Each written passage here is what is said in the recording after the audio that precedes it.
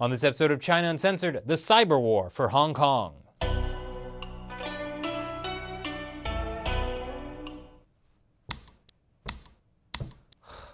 Computers. Am I right?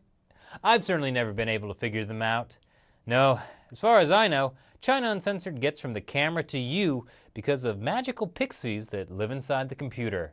And though I'm certain that one day the machines will enslave us all, at least for now, they seem like they're being put to good use in the Hong Kong protests.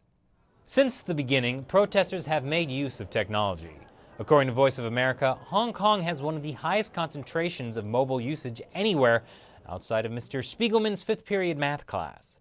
But there was always the fear that the government could disrupt the internet. It's happened before. In 2009, the Chinese regime shut down the internet, long-distance calls, and text messages in the entire region of Xinjiang after protests there.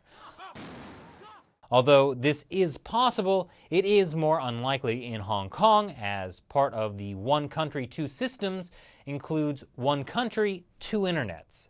That's why Google, after deciding to stop censoring their content in China in 2010, moved their servers over to Hong Kong. But just in case, protesters turned to an app called FireChat, created by developer Open Garden in early 2014. In one 24-hour period, it was downloaded over 100,000 times in Hong Kong alone. Basically, it lets you skip the internet entirely by connecting individual mobile devices through Bluetooth. But it only works with other devices nearby, and users aren't anonymous, so developers warn protesters to use pseudonyms or else anyone looking in could identify the user. But I mean, who would be looking in? Well, it just so happens that just a few miles away is the world's biggest cyber aggressor. According to Akamai Technologies' State of the Internet report, 43% of all internet cyber attacks in the world originate from computers in China. Now, while that doesn't necessarily prove the Chinese regime itself is behind all of those attacks, it is widely believed that the Chinese military is actively involved in most, if not all, of these cyber attacks.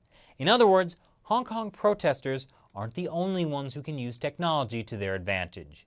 It didn't seem like much in the beginning. On the very first day of the protests, people began to notice that their Android mobile phones were getting viruses. Now, this wasn't too much of an alarm because it's easy to create viruses for a more open operating system like Android. But then the mobile security firm Lacun discovered something very unusual: a spyware virus that infected iOS, the more secure operating system that Apple uses for iPhones and iPads.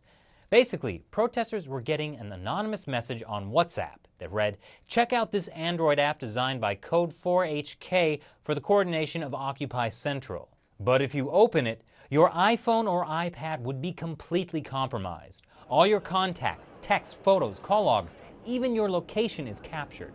Now, to be fair, there is no proof the Chinese regime is responsible for what Lacun CEO and co-founder called the most polished malware for iOS that we've seen to date. It's just that its servers were located inside mainland China, the program commands were written in Chinese, and the level of sophistication of the virus makes it unlikely that it was created by a small group of hackers.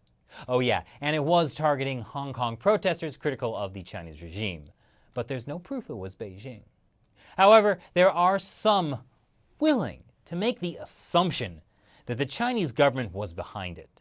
They call themselves Anonymous. Anonymous is a loose, leaderless international affiliation of hackers. We are anonymous. We are legion.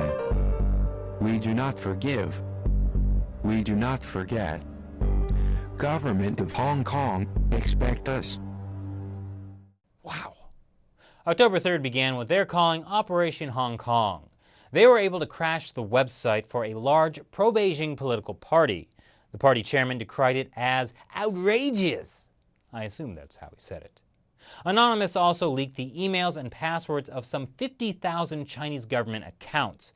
On October 15th, they released a second video that officially declared cyber war on the Chinese government. As part of their next round of attacks, Anonymous released a list of 150 Chinese government websites they plan to target. Despite their success, there's a debate on what security risk these attacks, though embarrassing, actually pose. China is, after all, what VOA describes as home to the world's most prolific and talented cyber criminals. And the Chinese regime has bent the entire state apparatus to keeping a tight grip on the internet. So far, the Chinese Ministry of Foreign Affairs has reacted to the anonymous attacks by saying, if this matter turns out to be true, it proves that China is one of the victims of internet hacking attacks. Yes, clearly, China is the victim here. But what is the Chinese leadership most afraid of? Information. So Anonymous, I know you're out there, invisible, somewhere. So what if, when you try to get on the Chinese government websites, you're redirected to China Uncensored instead? Now that's an idea. So what do you think of the cyber war that's being waged in Hong Kong?